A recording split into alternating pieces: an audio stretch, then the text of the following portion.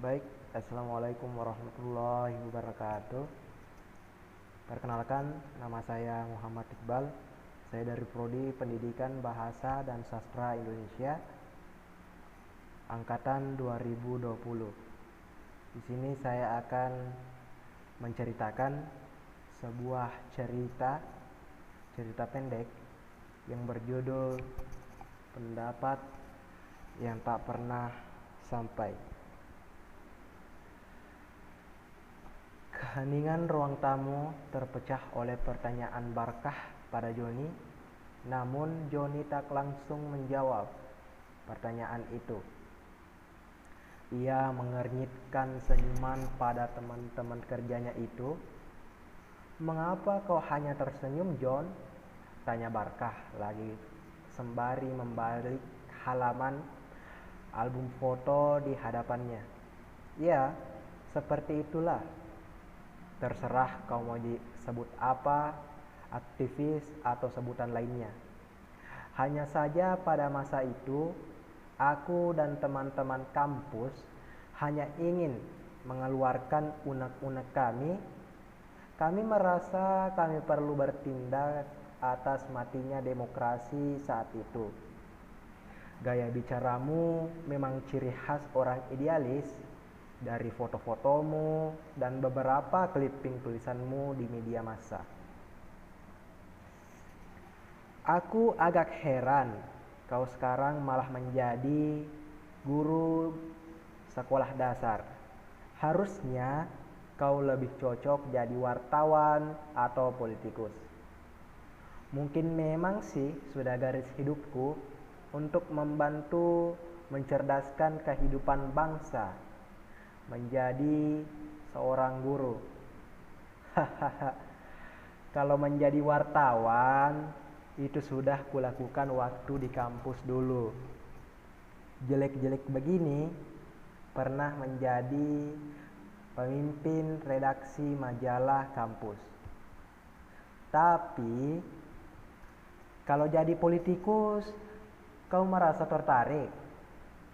Menjadi politikus mah penjabat negara itu godaannya sangat besar. Sistem yang karut-marut telah membuat idealisme mati. Sulit untuk mengubah sistem yang sudah terlanjur salah kaprah itu. Maksudnya, kita ambil contoh saja. Suap menyuap dan pungli sudah menjadi sistem yang sangat sulit dihapus. Sekedar buat KTP saja, mesti ada uang administrasi biar jadi lebih cepat. Benar itu, John. Kemarin keponakanku cerita dia memperpanjang surat izin mengemudi dan sudah membayar biaya sesuai dengan ketentuan yang sudah ada. Namun ketika baru mau ambil surat izin mengemudi yang sudah diperpanjang, ia malah ditarik biaya lagi dan tanpa kwitansi pula. Ditarik berapa? 30.000 tanpa kwitansi. Itu berarti keponakanmu yang kurang pandai. Ya, kalau mengurus sesuatu di kantor milik pemerintah, setiap biaya pasti ada kwitansinya. Kalau tidak ada, pasti itu sudah masuk di kantong para aparat pemerintah. Coba bayangkan saja, retribusi masuk ke sebuah terminal dengan membayar 200 saja. Pakai karcis, apalagi 3.000, jelas-jelas itu pasti cuma masuk ke kantong pribadi saja. Heran, padahal mereka itu sudah dapat gaji dari pemerintah yang bisa sampai 2-3 kali lipat upah minimal kota. Dapat tunjangan istri, belum yang lain-lainnya. Tapi tetap saja hobi nilap mengambil uang-uang rakyat. Apa mereka nyaman sih dengan uang haram seperti itu? Ya mungkin menurut dia baik-baik saja. Ya semua kembali ke pandangan masing-masing. Semua memang subjektif. Mungkin dengan gaji dan segala tunjangannya cukup bagi mereka, tapi bagi mereka itu mungkin belum cukup. Jadi ya apa boleh buat, mereka berbuat semaunya dan suasana pun kembali hening. Joni menyeruput kopi manis yang telah disuguhkan istrinya, yang menurut Joni adalah wanita yang paling manis. Sementara itu, Barkah masih saja membolak-balikan foto-foto Joni dalam album yang mulai kusam itu.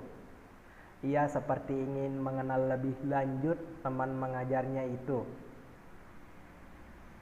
"Ini siapa, John?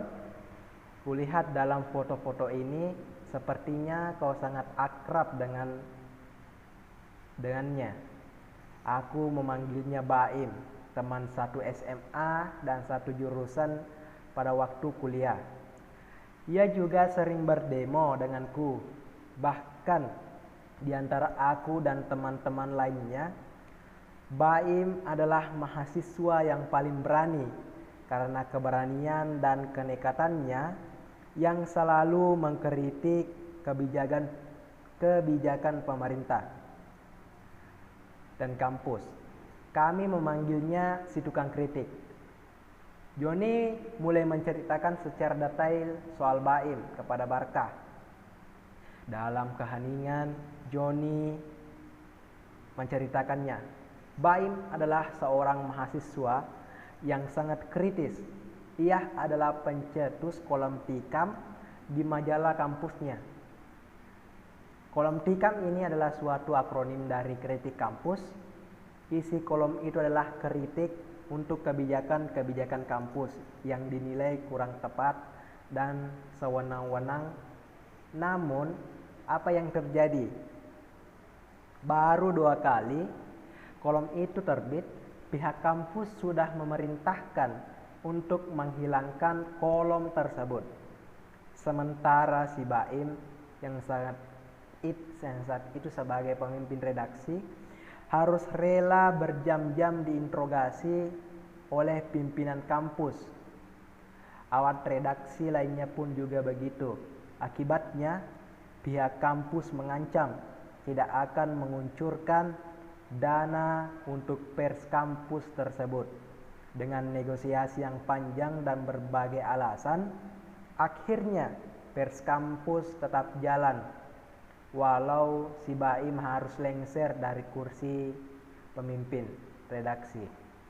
Gila, dalam kolom itu si Baim menulis opini yang berjudul "Kantor Kampus Sarang Tikus". Gila benar si tukang kritik itu. Terang Joni berapi-api pada Barkah. Joni terus mengurai kisah Baim. Baim merupakan inisiator dan penggerak mahasiswa turun ke jalan untuk melengsarkan tempuk kepemimpinan Orde Baru. Ia dengan lantang menyuarakan bahwa Orde Baru adalah pemerintahan yang sangat busuk.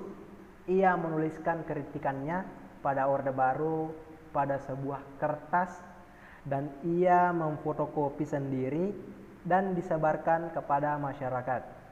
Ia memang si tukang kritik yang pantang menyerah. Julukannya itu memang benar-benar pantas untuknya. Gara-gara dekat dengan Baim, aku jadi ketularan oleh teman-teman dan aku dijuluki wakil tukang kritik. Pantas saja di sekolah kamu juga selalu ngeyel. Bukan ngeyel sih, tapi hanya bersikap yang tepat. Bayangkan saja, masa kepala sekolah mau menyunat dana BOS untuk dibagi kepada guru-guru. Menarik sih, uang seragam siswa baru secara berlebihan agar untung banyak dan masuk ke kantong pribadi. Padahal sekolah kita ini sekolah negeri loh. Tidak pantaskah untuk dikritik? Tapi kau menjadi dibenci oleh Pak Kepala Sekolah. Ya, tentu konsekuensinya itulah yang dinamakan sistem yang masih amburadul. Banyak orang idealis yang luntur idealismenya karena masuk ke dalam sistem seperti itu. Dan aku pernah mengobrol dengan seorang budayawan. Katanya idealisme itu semakin tua semakin berkurang. Maka banyak orang yang dulu adalah aktivis mahasiswa dan kini menjadi pejabat sudah berani bermain dengan korupsi. Karena idealisme mereka luntur, dulu mereka berkoar-koar menentang pejabat yang korupsi. Setelah jadi pejabat sungguhan, malah dirinya sendiri yang korupsi. Benar kamu, John? Kata orang-orang Jawa zaman wis edan yang dan semuanya itu ikut edan. Itulah mengapa korupsi sulit diberantas dan hukum di negara kita bisa dipermainkan dan orang yang idealis justru terpinggirkan dari masyarakat dan Barkah ikut diam. Barkah mengangguk-angguk saja seakan ia membenarkan apa yang telah dipaparkan oleh Joni. Dari kisah yang diuraikan Joni, Barkah menjadi lebih mengerti bahwa orang seumuran yang ada di hadapannya adalah guru yang memang lain daripada yang lain. Karena seumuran di luar lingkungan sekolah, mereka justru lebih sering memanggil langsung nama mereka masing-masing. Kopinya silahkan diminum ya. Malah keburu dingin jadi kurang nikmat tuh.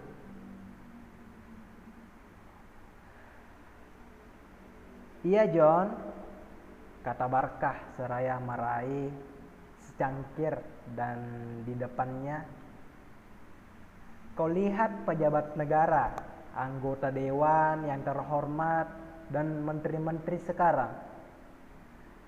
Mereka cenderung bersifat pragmatis dan anti kritik. Betul John?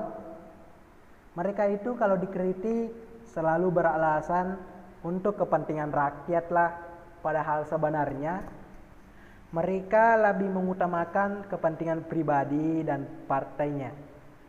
Ironisnya, mereka selalu meminta gaji yang tinggi. Katanya untuk meningkatkan kinerja, bahkan sering menghambur-hamburkan uang rakyat hanya dengan alih-alih studi banding ke luar negeri. Ya, memang ironis dan lucu sih. Padahal seharusnya mereka bekerja dan berprestasi dulu baru meminta kenaikan gaji. Kerja masih aut-autan, yang digunjingkan hanya gaji dan tunjangan saja. Suasana pun kembali hening. Joni menyeruput kopinya, sedangkan Barkah sibuk dengan ponselnya yang baru saja menerima pesan singkat. Setelah selesai dengan ponselnya, tiba-tiba Barkah teringat sesuatu. Oh iya John, aku sampai lupa kembali soal temanmu tadi itu. Siapa namanya? Aku memanggilnya Baim. Terus sekarang si Baim itu ada di mana? Kalian masih berkomunikasi? Ya, sekarang dia di Jakarta. Saya sering SMS dan telepon dia dan tidak pernah dibalas dan diangkat. Barangkali dia sibuk. Memangnya dia kerja apa di Jakarta? Ya, dia kerja sebagai Dewan Rakyat atau DPR di Jakarta. Setelah mendengar itu, suasana pun terjadi suasana yang lucu dan penuh dengan inspirasi. Sekian cerita yang sempat saya sampaikan. Semoga apa yang disampaikan dapat dipahami dan dimengerti maksudnya. Wassalamualaikum warahmatullahi wabarakatuh.